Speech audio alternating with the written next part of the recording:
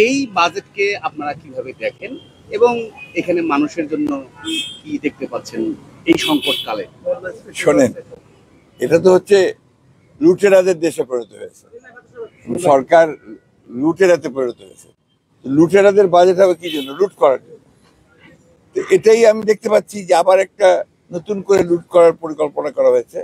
অর্থাৎ এই যে আপনাদের সেই তথাকথিত বাজেট যেটা দেওয়া হয়েছে আর কি, এই বাজেটে আপনার আয়ের চেয়ে ব্যয় অনেক বেশি, এবং আপনার যে সমস্ত জায়গাগুলোতে আপনার আয়ের অংশ দেখানো হচ্ছে তাতে করে সাধারণ মানুষের উপরে সমস্ত বোঝাটা গিয়ে পড়ে যাচ্ছে, এবং এই ব্যয়টা মেটানোর জন্য তারা যেটা করবে সেটাও সাধারণ মানুষের উপর গিয়ে পড়বে। অর্থাৎ আপনার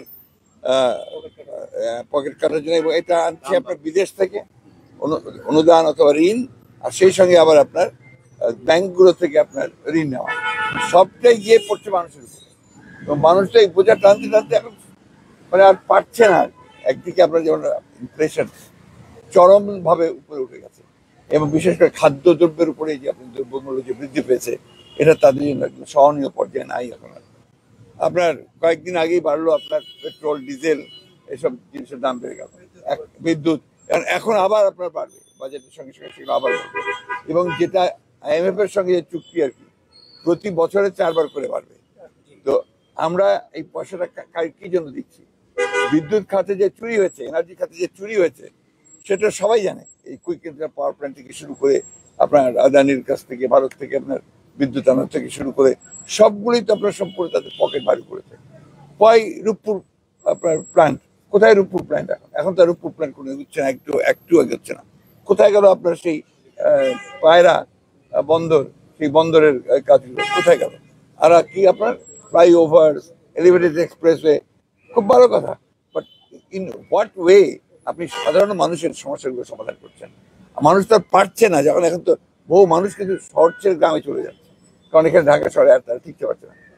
গ্রামে গিয়েও তারা বিপদে পড়ছে, কোনো এমপ্লয়মেন্ট নেই। এখন এই বাজেটের মধ্যে সবচেয়ে বড় আপনার সমস্যা যেটা, সেটা হচ্ছে যে এখানে এমপ্লয়মেন্ট জেনারেট করা, ক্রিয়েট করার মধ্যে কিছু নাই, নতুন করে মানুষের কর্মসংস্থানের কোনো ব্যবস্থা নেই। পুরো বাজেটে দেখবেন মেগা প্রজেক্টের এবং মেগা চুরি, মেগা দুর্নীতির জন্য করা হয়েছে। সুতরাং এই বাজেটকে শুধুমাত্র তথাকথিত ভাষায় গণবিরোধী বলবো না, এটা আসলে বাংলাদেশ বিরোধী বাজেট হয়েছে। স্যার একটা প্রশ্ন, এই বাজেটে একটি জিনিস লক্ষ্য করি, শুধু একটি পয়েন্ট, সেটা হচ্ছে কালো টাকা সাদা করার উপরে 15% ভ্যাট আরোপ করা হয়েছে, আর বৈধ উপার্জনের উপর 30% ভ্যাট আরোপ করা হয়েছে। এটা আসলে কার জন্য স্যার? এগুলো হচ্ছে আপনার সম্পূর্ণ যেটা বললাম আপনাকে, যেখানে যারা পে করে, যারা ন্যায় পথে চলে, তাদের উপরে সমস্ত চাপটা পড়ে যাচ্ছে।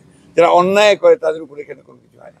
এটা আপনারাই লিখছেন প্রতিদিন, প্রতিবার কি করে একজন সরকারি কর্মকর্তা যে হাজার হাজার কোটি টাকা সম্পদ তৈরি করে, কি করে একজন সাবেক আপনার সেনাবাহিনীর চিফ, সে কি করে আপনার এত সম্পদ তৈরি করতে পারে? এটা এখানে দুটো ঘটনা, এরকম প্রত্যেকটা ঘটনা আপনার হাজার চারদিকে তাকাবেন। এই যে আমরা মালয়েশিয়ার কর্মীরা আজকে যেতে পারলো না, কেন পারলো না? সরকার ব্যর্থতার জন্য, গভর্নেন্সের চরম ব্যর্থতা।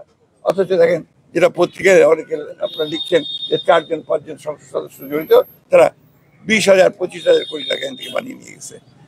কোথায় যাবে মানুষ? মানুষের তো দাঁড়াবার জায়গা নেই। যে কারণে আমরা যেটা বলছি, সবসময় বলে আসছি, একটা লুটের হাতের দেশ হয়েছে।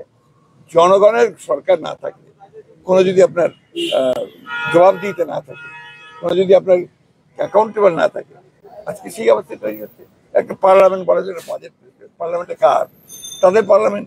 এখানে তারাই সরকারি দল, তারাই বেসরকারি দল, তারাই ইন্ডিপেন্ডেন্ট, আপনার দামি নির্বাচন হয়েছে।